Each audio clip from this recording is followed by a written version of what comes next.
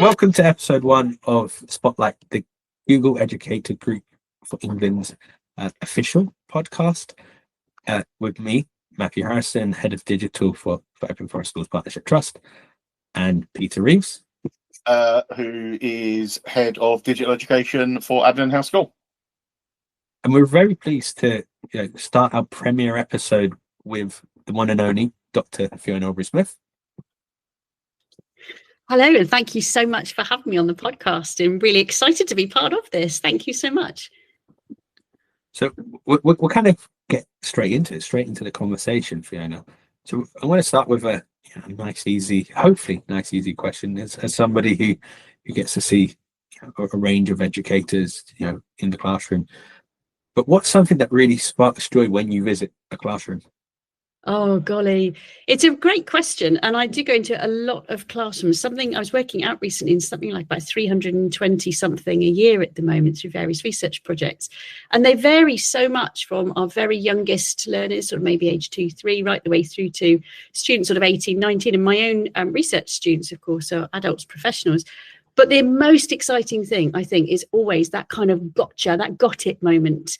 And that can happen on the part of a learner, when they're right in the middle of something and the light bulb goes on and they've really got excited by something, or they've finally got a concept. But also, fascinatingly, it's the same thing for professionals. When you're in a classroom and a teacher's trying something new, or they're thinking about a learner in a new way and they get that got it moment, there's something really special about that. And, we all love that in our own classrooms when we're teaching, don't we? It's the joy of learning, the joy of discovery. Yeah. And as somebody who's been suddenly going into a lot more classrooms myself, it is that gotcha moment, isn't it? Like being able to kind of see the kids get a concept or an idea, or I think for me the gotcha moments when they start showing, oh, look at this like tool I've got, look, did you know it does this, and then being able to show each other exactly that, and the I can do it moment, whatever the it is, such an amazing moment. So let's look at defining some concepts. I get the boring question, the real, the harder one. When we are going into this, you're really the founder of the concept of PedTech. The idea, the movement, and the co-author from EdTech to PedTech. So for our GEG audience, can you really define what PedTech is as a step forward from EdTech? Absolutely, I'd love to. And it's really, really simple at its heart, actually. So PedTech is not a thing, it's not a noun, it's not something you can touch, it's a mindset, it's an approach. It's a way of us saying, let's put pedagogy first, let's get really clear on what we're actually trying to do in our classrooms, in our schools, in the moment of an activity. And when we're really clear, when we've got that pedagogical intention, then we start thinking about how digital tools or non-digital tools can come in to support, extend, enhance, and sometimes stay out of the way of achieving that intention. And that's why it's a really important shift from this kind of historical EdTech mindset, which was much more about, we've got this new technology, this latest app, whatever it might be, how can we fit it into our classroom? How can we use it in our teaching and learning? And it's a great sort of exploratory way to start thinking about tech. But as the research evidence shows us, that approach where we try and fit tech into teaching and learning, what it does is it keeps the focus on the tool, on the technology, and then we think about how we're going to use it rather than what actually are we trying to do in this learning space. So that's the fundamental shift. It's a shift of mindset. Yes, that idea about shifting mindset is so important as well. Really put in that idea of not, we've got a tool, let's use it, but thinking about what the tool is. Why do we need a tool? What is it we're trying to accomplish first, rather than trying to squeeze something into a box? Exactly that. And it allows us then to think more precisely about some of the challenges facing our classrooms, the barriers facing learners, and the things that are getting in the way of them being able to access and engage with learning opportunities, or the barriers to access and the inequities that are in our system for all kinds of different reasons, and the aspirations and the opportunities that could be available to our learners if only we open the doors to them. And actually, when we start focusing on those things, that's going to be applicable for every learner, for every educator. We all can think of examples of each of those things. And that mainstreams digital as one of many solutions to these things. As you know so well in your own practice, in your own schools, you're doing incredible things in this space, each of you.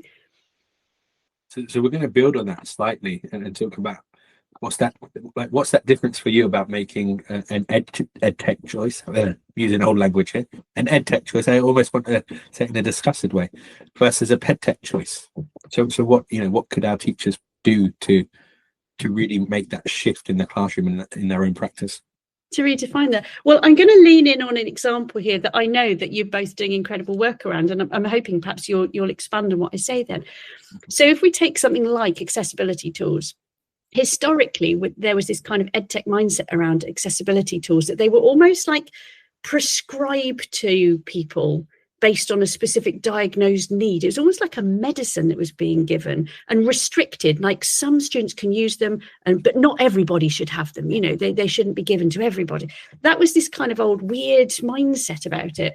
But actually, if we kind of flip around the other way and say, well, actually, these tools, the clue's in the name, right? Accessibility. It's about making things accessible. It's access to learning. It's about getting rid of barriers, getting rid of blockades.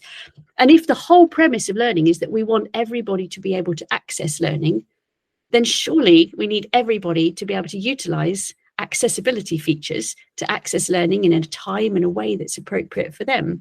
And therefore, something like accessibility tools become part of an everyday teaching and learning toolkit that's the start point for accessing a learning opportunity right from the outset. And, Peter, if I can bounce to you, but I know that that really is reflected across the classrooms at Abington House, for example, and Matt, I know in your schools as well. Perhaps you could expand on that a little bit more. So we've really done the focusing in part of this. So for us, it has been a journey of highlighting what tools are going to be most effective for what learners, and really drilling into the heart of what do our students need to succeed. So I work in a special needs school. Our students don't always have the best grasp of their own metacognition to start with. They're not overly aware of the way they learn best. So we've done lots of work in installing technology diets for our students that really drill into the heart of what is going to help this student succeed, and how can we make it their normal way of working. It's not a bolt-on, it's not an extra. It is a student's way of accessing and succeeding in their work. And for us, that's been really key to driving in a really inclusive mindset of just normalizing tools, but also really focusing on how our students are learning and how they're going to make the most progress. And it connects closely to not just to our student learners, but our colleagues, our adult learners, our professional learners, doesn't it, as well? And Matt, I'm mindful of a conversation we had some time ago about normalizing the use of these tools for adults as well, so that young people see them being used and modeled, but we make it acceptable. You've done loads in this space. Yeah, and it's exactly where I was going to go with it. Like, I always like to point the finger back at at adults and go, so do you use accessibility tools? Do you on your phone, do you have larger text, or are you doing like voice typing, all these kind of like modern ways to make our lives, I want to say, easier in this context? What if we turn around and said, actually, you can't do that? Like, is that accessible to you as an adult? But we do that in many classrooms still, right? Where you, as you rightly said at the beginning, for some classrooms you go in and it's only this child that's got this tool or this, but as soon as we started to turn it around and make it available to all learners, you start to find those children as a quick win, like an example, like a color overlay, and you tell that children how to access a color overlay. Suddenly there are children that kind of come out and go, oh, actually that works for me. That, I didn't realize I needed that before, but now that I know it's there, I'm going to use it every time. It normalizes the culture, doesn't it? Of, if everybody can use these tools, if everyone has access to these tools, then we can use them maybe because we need them, but also sometimes just because we prefer to use those tools. And that's okay. If that's what's right for us at that moment in time, that's okay. Can I give you another quick example of this EdTech to PedTech shift? There's another one we see a lot in classrooms about, you know how we love a good old set of slides in a classroom, like a PowerPoint or a slides at the front of class material thing. And that kind of EdTech mindset used to be, well, we're going to have PowerPoint, we're going to have slides, and then we've got lots of things on our slides. So we're going to use some animations to break it down and use those features of the PowerPoint. And that would be our kind of EdTech way of looking at it. But if we kind of shift that over and think about the evolution of that into a PedTech mindset, what we'd actually be doing instead would be saying, well, our learners are ingesting a whole load of information and material here. What about we focus on reducing the cognitive load, the cognitive burden for our students? And what about we chunk up what they're seeing and what they're being exposed to, and we use the slides as a vehicle to manage cognitive load in learning? So it's still all about student learning, it's still all about cognitive load, it's still all about slides, but the focal point is managing cognitive load for students. The focal point is not the slides themselves. I'm going to try and do a really, really poor music analogy here, but yeah, at the moment, I kind of see like the PedTech movement as a little bit like a Rage Against the Machine, in the sense that, you know, like there's an undertone that is completely correct, but it's trying to convince people that this is the movement to go with. So if that's a good analogy or not. I like the music. Yeah. I look forward to seeing your next book, Fiona. Yeah. So we've mentioned inequality, we've mentioned access to tools. A real buzzword at the moment in education is equity. It's one that I was at a conference in Birmingham, and I think I heard it about 20 times, yet there was very little explanation around equity. And I think it's one of these terms at the moment that could be really easily misunderstood until you've really sat down and explained it. So could you, first of all, give us an idea of what equity means to you, and then a couple of practical ways where we might start to see this in the classroom, this idea of equity over equality, for example, or everyone being equal, the idea of how equity moves that forwards. Yeah, great questions. And whatever I say, I suspect I'm not going to frame this perfectly. So I'm just going to stick that disclaimer in there first. I think for me, equity is about making sure that there isn't anybody who has a disadvantage as a result of a particular choice or approach or provision. So it's sort of prevention of disadvantage. I don't know if that's the right way of framing it. I don't like it when people talk about equity as giving everyone the same thing, because not everyone needs or wants or should have the same thing. And what does same even mean? You know, even if we took the same resource, different learners, different people are going to experience and access that in different ways. So that doesn't make sense to me. So equity, I think, at its heart, is about trying to prevent disadvantage. If we think about that in a practical way, it means different things in different contexts at different times, using different tools for different people. It needs sharp, precise thinking that's specific to learners, specific to characteristics and needs, etc., etc.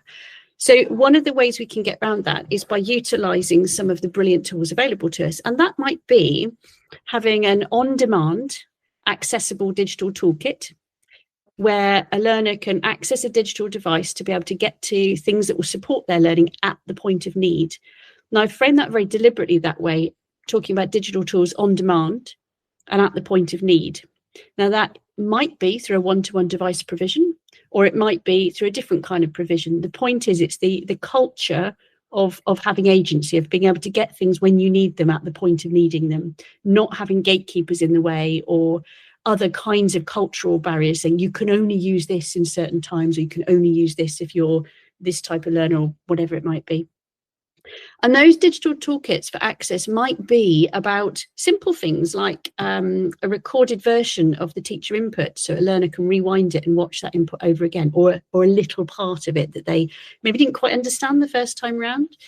It might be they go and access some waggles or some scaffolds or some word banks or some materials. templates, whatever it might be. It might be that that toolkit allows them to record and capture their learning in different ways, through dictate, through voice typing, through keyboard typing, through animations, drawings, videos, interactive activities. There's loads of ways that learning can be represented that don't all involve handwriting or paper-based materials. I'm not saying we should never have anything paper-based or in workbooks. What we want is a fusion of blended ways of learning and blended ways of teaching that offer choice to the teachers, offer choice to learners, and offer a contemporary experience in the classrooms that we have today. I mean, what does it mean to you in your contexts, this notion of equity? Yeah, I think you really summed it up nicely there. It's getting the people what they need to learn. At the end of the day, it's not. I remember I was diagnosed with dyslexia when I was in year 5, many years ago, when dyslexia was a brand new thing. And I remember growing up all the way through it. And when I first started teaching, if you found out a student had dyslexia, you gave them a coloured overlay, you gave them a dictionary, you gave them a ruler, and then that's what you gave every child with dyslexia. That doesn't work for every child. You know, and that was a nightmare for me, because I can't spell enough to use the first 3 words, so I can't use dictionary. I didn't need a colour overlay because they gave me a red one. Actually, I needed a purple one, and a ruler wasn't going to help me read the words I couldn't read. So it's about highlighting what tools are really important for others, and a massive part of it for me is not removing those tools, because a lot of the time just that option gets taken away from students, when actually that's their way of expressing their learning. And we need to be really mindful that if we're offering these tools up, that we don't remove them and we don't take that ability to learn away from their students. And so many of these tools are things that can be used outside of school hours, evenings, weekends, in leisure scenarios, you know, on for older students and young adults on their smartphones, later on when they go into the workplace, and, you know, in family communications, all these sorts of things. When we're providing tools to support learning, we're not just providing tools to support learning in classroom contexts, we're providing tools to support learning for life today, as well as this kind of notion of future. And that's why it's so important about the portability of tools, as you kind of alluded to there. I'd add to it as well that for me, I can see that there's levels to equity as well, as in, like, you know, we're early on the journey with our pupils, you know, being predominantly primary schools. There's an element of obviously educating those pupils on how to use the toolkit appropriately. But you know, see the early foundations of it when I quite enjoy taking a photo at the back of a classroom where you can just see the screens of the children, and then like just zooming in on each screen and seeing how differently each child is using that device. And like, to me, that, you know, that very much summarizes equity. But also, by the time there's children getting year 6, and I'm trying to get those teachers to be mindful that this is a long-term thing. This isn't like, you know, they're just doing it for 1 year, that's it. This is for us 4 years. Hopefully it goes off into secondary school and carries on some of these skills. But by the time they're in year 5 and year 6, that equity changes, and it becomes about choices that those children make, that there is a lot more freedom that they have. You know, we have to, like, it's hard because you have to prepare them for that freedom. That, you know, there's certain limitations we know as adults, certain things have, and certain apps, you know, you need to train them to use. But by the time they're in 5 and 6, the goal is to be able to go, well, like, you know, we're going to do a lesson on the Egyptians. This is the learning outcome. How do you want to do it? How do you, as learners, want to get to that outcome? And you just touched on something really, really important there, which is about the student feeling able to make that choice. And I think, for me, the word equity sits hand in hand with the word dignity in learning. And one of the things we sometimes see in classrooms is that there are subscriptions to tools, there are devices to access tools, and the same actually with non-digital tools. You know, there might be supports and scaffolds, you know, the physical overlays, for example, they're there, but a student is choosing not to use it, not because they don't need it, but they don't want to be seen to use it. They don't want to be seen to need it. And we see this with adults, you know, in staff meetings, you know, somebody doesn't want to put their reading glasses on, or whatever it might be, because their dignity is feeling vulnerable. And so there's so many important things that we need to do to create a culture where we model these, we publicly use these tools ourselves, we normalize these tools, we normalize the thought process that goes behind which tool to use and when and where and how, so that it's just something that everyone does. And it's okay, we restore that dignity. A real quick one, just in like in our central team office, is like how Grammarly's become a thing for everybody, and it's just like it makes sense. Like we all realize that sometimes we aren't the best spellers, or sometimes aren't the best email writers, and the fact that Grammarly's there just to like kick us into line and go, actually, you should reword this sentence. It sounds better if it's this way. Again, it could be quite helpful, but it kind of evolved from our CEO originally. I can see go, can we get Grammarly and can we use it? Well, yeah, sure we can. So then everybody now uses it in the office. And that's so powerful, isn't it? I mean, if we're part of schools, we're part of education. So if we can't model using tools at the right time to support us to the right task, if we can't model that, then why on earth are we in the roles that we're in? We're leading learning through the walk that we walk, aren't we, as well as the stuff that we say. Yeah. So we're going to make a detour now, into AI. So we're looking for like the idea of AI being ethical ultimately. So, through your research, through, again, your experiences in the classroom, I'm going to ask the most important ethical question educators need to ask themselves before implementing a new AI tool. Great question. Well, there's so much that's been said and thought and debated in this space, aren't there? And so many familiar debates, around the ethics around AI. I find the framing of these conversations fascinating. So often we hear, how can we use AI in our classrooms? How can we use AI responsibly and ethically? What I don't hear so much of is, how do I put it? Like, what's the human value add in an AI landscape?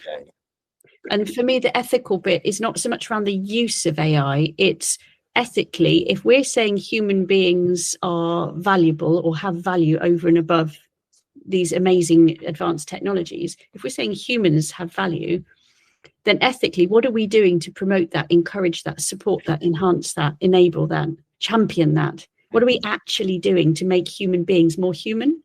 And although you could argue that's got nothing to do with AI, in an AI landscape, it's got everything to do with AI, because AI can do all these amazing things. So what's the human value add? And that's the space I think we're not yet paying enough attention to. And we absolutely must and should, because those are the skills that we need as professionals today, not just in the future, but now. We need them in our home lives, we need them in our social lives, we need them in our societal lives, but our young people are going to be immersed in all this stuff, hereafter. So we need to learn these things and we need to live them out, model them, champion them, and we need to enable our young people to develop these skills to be the best human being they can be in an AI landscape.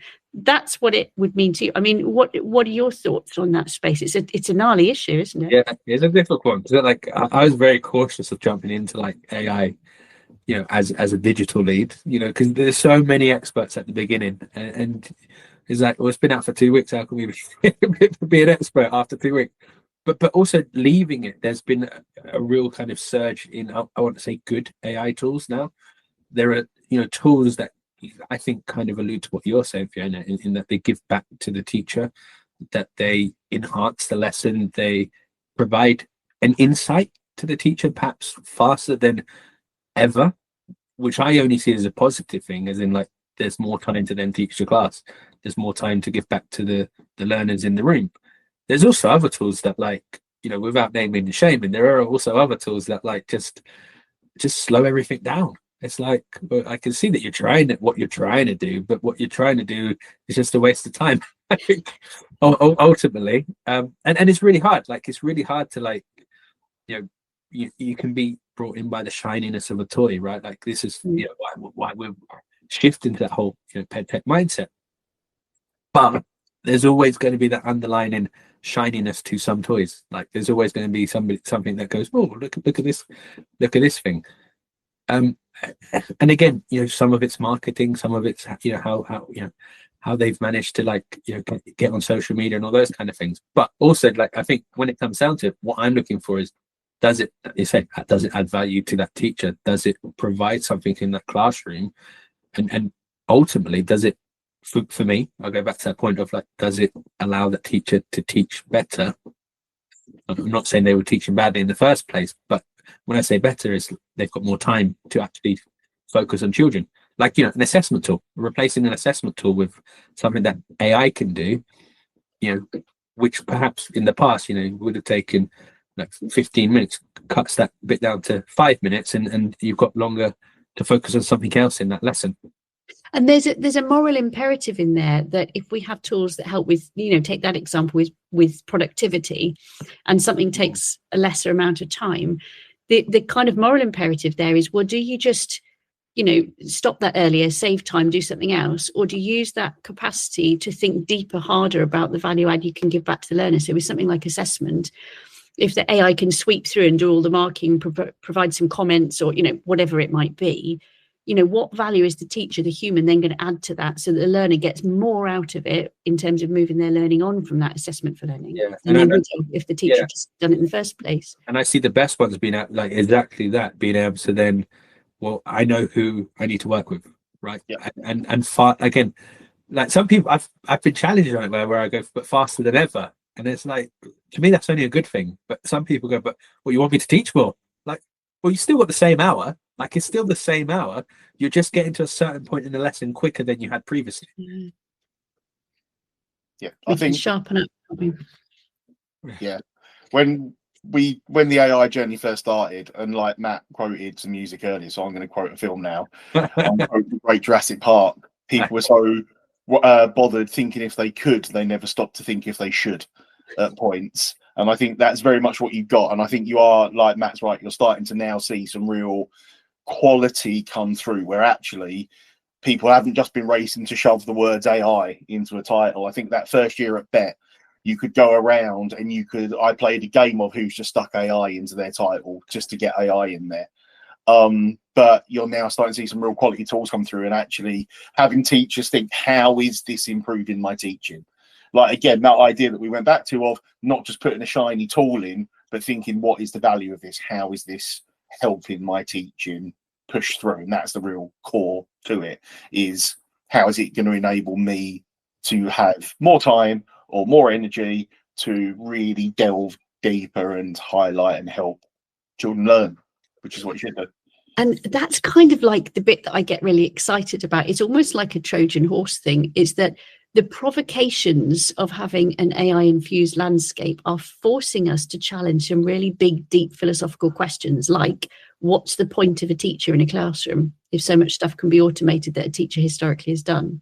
Yeah. If we can have these automated on-demand content production and assessment systems, then what's the point of the school and the curriculum? Like, all these big questions.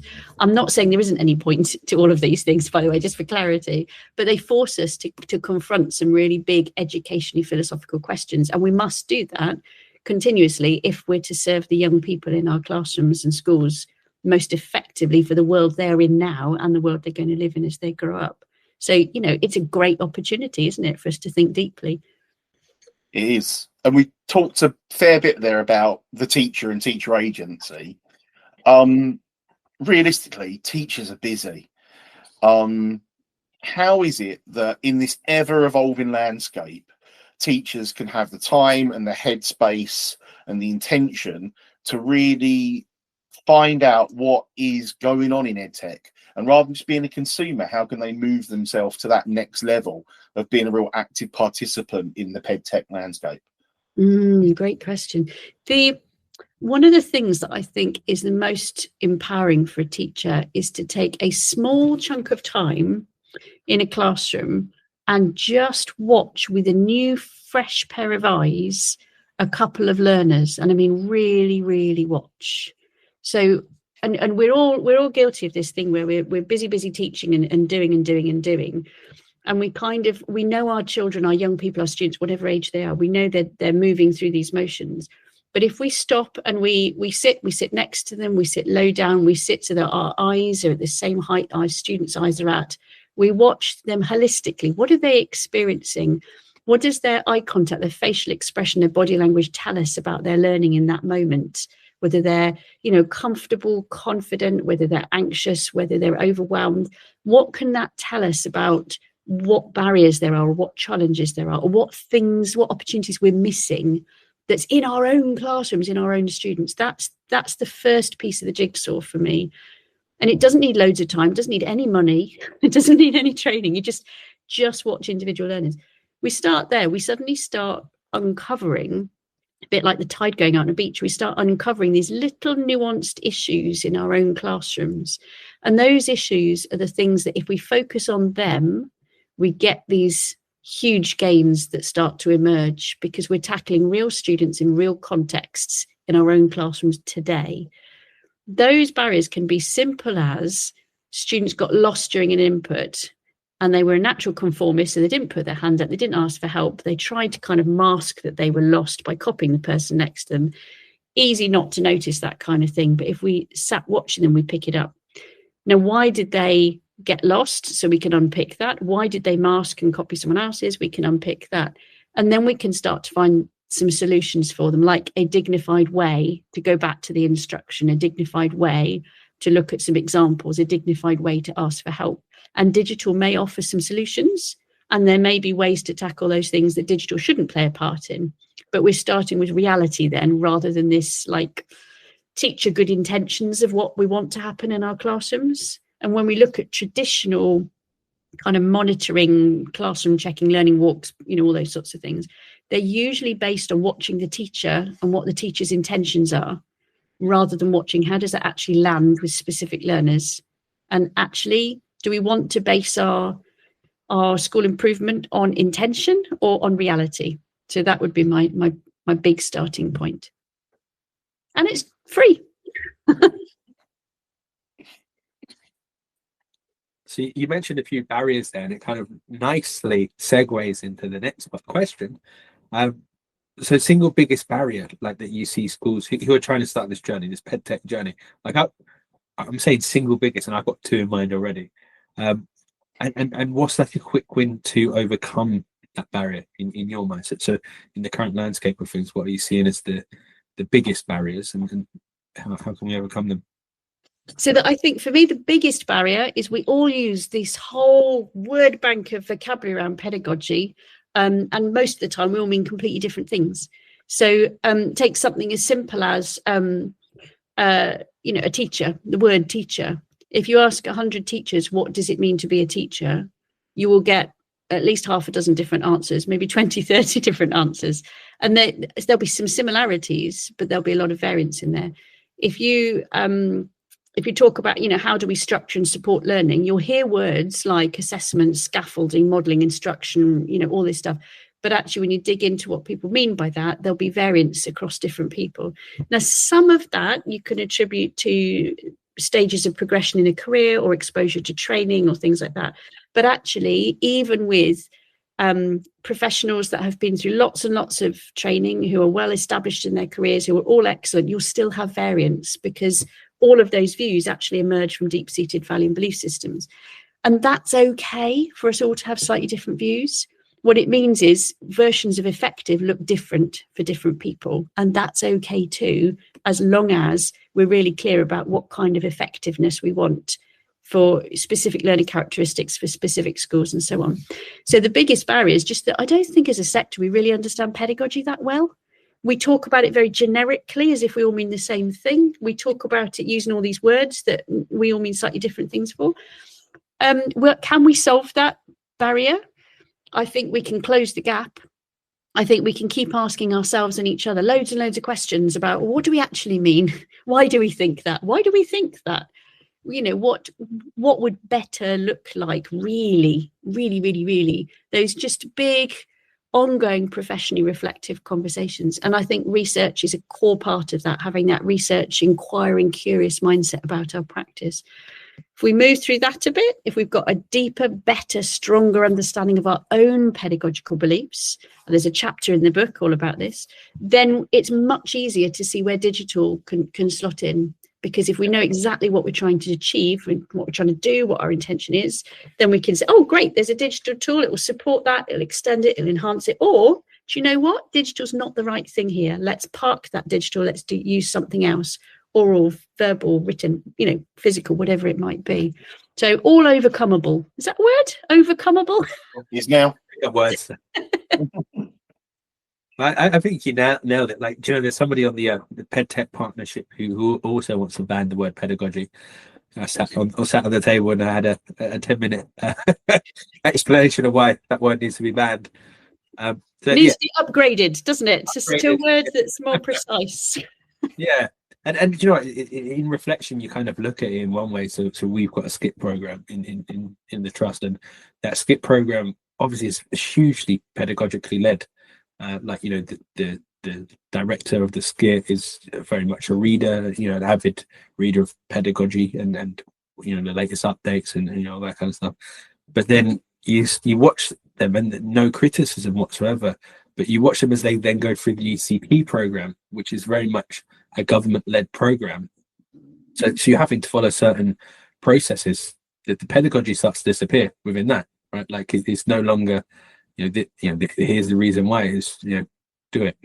it's often quite the shorthand of it. It's like, do it. Like, well, you know, this is how you know, do behavior management. But now you know, you got to do it in your classroom. Like, there's no like thought process or no real kind of chance for that young teacher to, you know, develop their own process or develop their own, you know, way that they're going to do behavior management, for a slightly, you know, different example. Different way. And most of the materials that we have kind of in circulation policy wide, and most of the well-known kind of fashionable pedagogical approaches at the moment all kind of stem from individual constructivism, a particular view on pedagogy. One of the challenges with that is that it's created this kind of myth that pedagogy is about teachers and teaching, and technically, if you go right back to the origins, pedagogy is about the structural support for learning, not the science or process of learning, but the structural support for learning, of which a teacher and teaching can be one version, but there are other versions as well. And that's why, as you say, Matt, it's so important to go right back to how do we really want learning to be structurally supported. And you know what, sometimes it's hard as well, because like for me, it took like 15 years of being a teacher for something to be written that I felt summarize how I felt. not to plug your book here, Fiona, but you know. Oh, I didn't realize that's what you meant. That's really cool.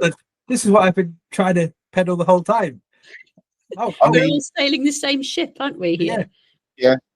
Now I'm being backed up finally. Like, I mean, it all depends how you're applying the pedagogy as well. I remember going through, I did a 3-year BA in primary education, and I started working in a special needs school straight away.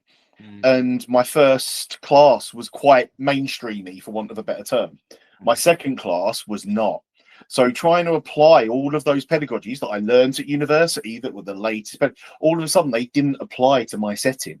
Yeah. Because I was given a completely different challenge that was outside of that mainstream education system. So that's also really questioning, like, and they all worked great in my first year. My second year, completely different group of kids, completely different class. It needed a completely different structure and a completely different support to it. And it's really also questioning, is this supporting me? Or do I need to change what I'm doing and look in other places? And it's having, like, you know, the courage to do that at times as well. It's a hard thing to do. It's hugely subjective as well, because it's made me think about, like, again, very much when I was on placement. As a placement teacher, I did an art lesson with charcoal. Yeah. And in old money, the first time I did it, it was an outstanding lesson. I repeat it a year later in a completely different setting. It's around the corner from you, actually, Peter. In a completely different setting, and I got requires improvement. And I was like, the teaching was no different, the outcome was no different, but how it was viewed by the schools was completely different. Like, in one school, the children went home with charcoal on the face, and that was like the best thing ever. In the other school, children went home with charcoal on the face, and I got called into the head teacher's office. So again, you can have completely different. I do think you can have completely different pedagogies, right? Like, you know, from school to school, location to location. Like, I saw that massively. Again, I've loved, you know, both places I've taught, but going from Croydon to Essex, you know, completely different characteristics, and makes you look at education in quite different ways. So let's go into a quick fire round. Tech Watch. If you can pick one emerging technology at the moment outside of the major platforms, what are you most excited about to see a true potential for pedagogical change within that technology? Oh, goodness. Well, I have real trouble with this one. It's not going to be so much of a quick fire, is it? I have real trouble with this one because so much depends on how we use things. And so the technologies I get excited about are either those that very simply knock out of the park some of the barriers that children, young people face in the classrooms. That's always just an absolute simple tools to get rid of some of those barriers. And the second one is tools that prompt us to think, whatever that thinking might look like, but prompt us to think, not necessarily prompt us to do, but prompt us to think. Cool. There you go. That was a simple one there. Nicely. So, as an avid tea drinker, here's your favorite. Yes. Fiona. You've been looking forward to this one. What would be the perfect PedTech Earl Grey? How would you describe the perfect PedTech Earl Grey? So if you had to, I'm not a tea person, so I'm making things up. Oh, Matt, you're missing out. The perfect PedTech blend of tea. Oh my goodness. What's the tea bag? What do we do? Milk in Earl Greys? I think we do. No. Two tea bags, a little bit of milk. Yeah, that's at least 2 tea bags in. Stew it. Beautiful. Yes. Oh golly, if PedTech were a tea, what would it be? I love the notion of that. So I think what makes just leading into that a little bit, what makes a great tea is something that's you ingest, you taste it, and then it lives with you a while, right? You enjoy the taste, you're enjoying its effect, and the caffeine, to be fair. And I think the thing with thinking about with a PedTech mindset is there are things we can kind of lift off the shelf and do that will support our different pedagogies in the classroom. And we've touched on a whole bunch of those, on-demand access, accessibility tools, etc., etc. There are also tools that can help us stretch into spaces we might not have otherwise stretched into. And there are some great things that kind of broaden cultural capital for students or enable students to connect with people that, due to particular limitations physically, culturally, societally, that connecting with people they might not have otherwise connected from.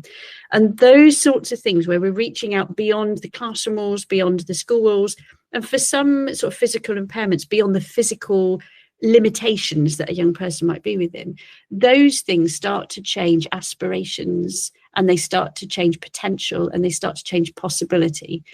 And so I think that's the sort of stuff where we want to sort of be prodded to think deeper. How can we broaden those horizons, broaden those possibilities? And that for me would be the perfect PedTech tea. Overcome the quick taste, overcome those barriers. The permeating taste of the PedTech tea is, what do we branch out at and explore? Hopefully with a chocolate biscuit at the end. That sounds like a tea so good it could nearly be a coffee. Oh. The last question we've got today, a bit of closing advice. For anyone that's listening right now that is thinking, right, I want to start shifting towards this PedTech approach, what is the most encouraging piece of advice you could give them to get them started? Maybe we could all give a bit of advice on how we've all been on that path. We've all helped teachers along that path. So Fiona, starting with you, what is that most encouraging piece of advice to get them started? So I'm going to lean back to the last time I was full-time in a classroom, which now is, I don't know how many decades ago, that technology was the means of connecting the children in my class with a parent who was away on active military service across the other side of the globe. And this was like 2006, 2007, this is ages ago. The point behind what we were doing then was all about what's the barrier that these children are facing that's preventing them in their personal learning life, and what can we do to overcome that barrier? And in that scenario, the solution just happened to be technology. At the time, I couldn't see why everyone wasn't doing this. And it's because there isn't enough attention in our sector on the learners in front of us and what they need, because the attention is more often on what's the teacher doing? What does the teacher need? How are we going to support the teacher? So my single piece of advice for any classroom would be, let's see if we can just pivot round and focus a bit more attention on learning from the learner about their experience, what really helps them and what barriers they have, and use that as our starting point. And then think beyond that, okay, how can we best serve those needs and meet those needs? That would be very, very simply where I start. And you can do it, just, sit in the class and watch the learners, go into someone else's class and watch their learners, go to a completely different school to your own, watch the learners, and then compare and contrast, what what are the barriers? What can we do about these barriers? What better place to start than with our learners? That would be it for me, and then everything flows after that. What would it be for you, Matt? I think like I'll always go back to, and I think it's worked really well for us, is allowing some freedom, like allowing freedom for innovation, for exploration, and realizing like there's an element that, again, it's a really fine line, because that there's a point in time where you have to start some of these journeys and decide, I want to say, the tools that you're going to use, and make some decisions there. But within that as well, like as leaders, I think, again, what you've already alluded to, some of us haven't been in the classroom for a little while, so it's taking into account those people in the classroom, and what they're seeing, and the shifts that they're seeing with their pupils, and the tools that they can see work, and also like being okay with going, that didn't work, and being open to it. But taking that risk, for us, it's been taking that risk on some of the younger teachers, and letting them be the real kind of flag bearers for this.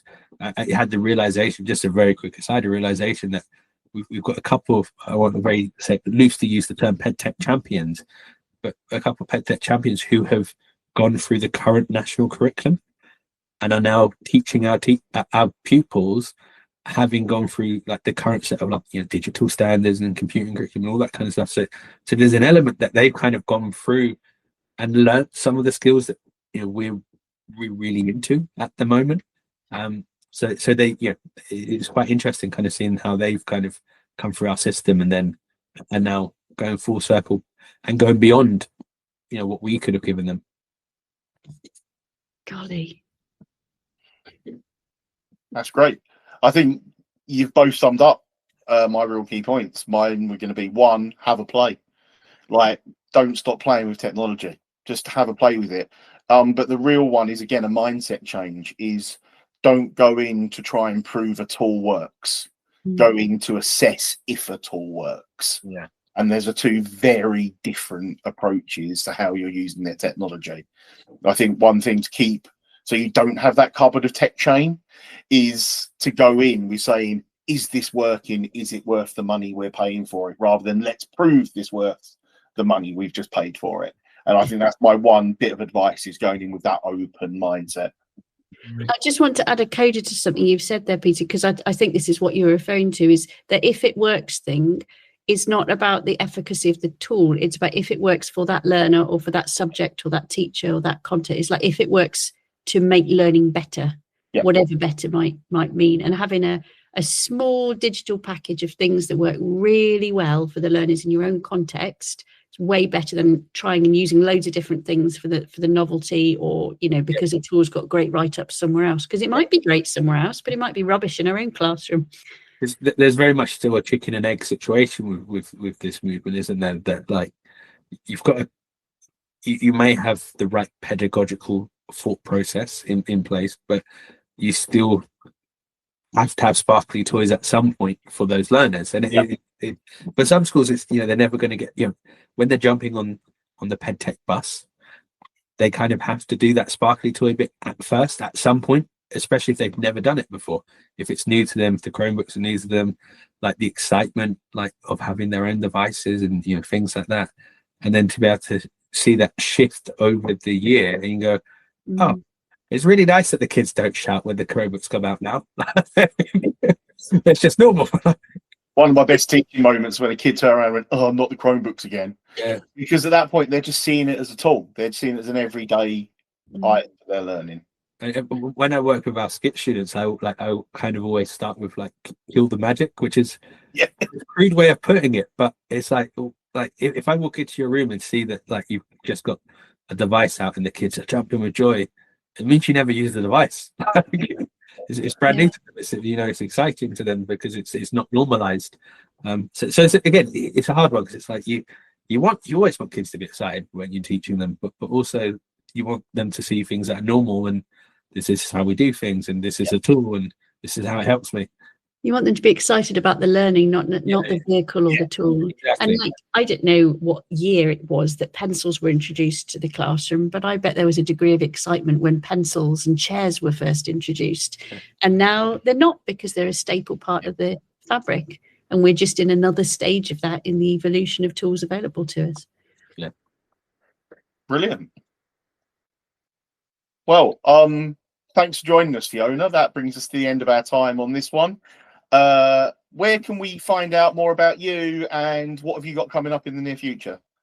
Well, the best place to keep up to speed with the latest research in this space is usually via LinkedIn, which is where I share latest research and impact findings. But you know what? The best place to follow at the moment, I think, would be the National PedTech Partnership, which is also on LinkedIn, because that's not about me. That's about this amazing group of school leaders representing about 3% of the school sector now across state independent, primary, secondary, special, mainstream, etc., of school leaders who are really moving this PedTech mindset forward strategically, operationally, and impactfully. So that would be my top tip signpost of what to watch, where to follow, the National PedTech Partnership work. Amazing. Well, find out that space. Please join us on episode 2 of the Spotlight podcast, where we will be hosting Paddy and Danielle from Everway and looking into accessibility and how Everway think about making the classroom more accessible. I've been Peter Reeves. This has been Matthew Harrison. And this has been Fiona Aubrey-Smith. Without the beard, I should have come better dressed. We're going to have to start giving out fake beards to this podcast, essentially. Thanks for joining us, everyone, and we will see you in the next episode.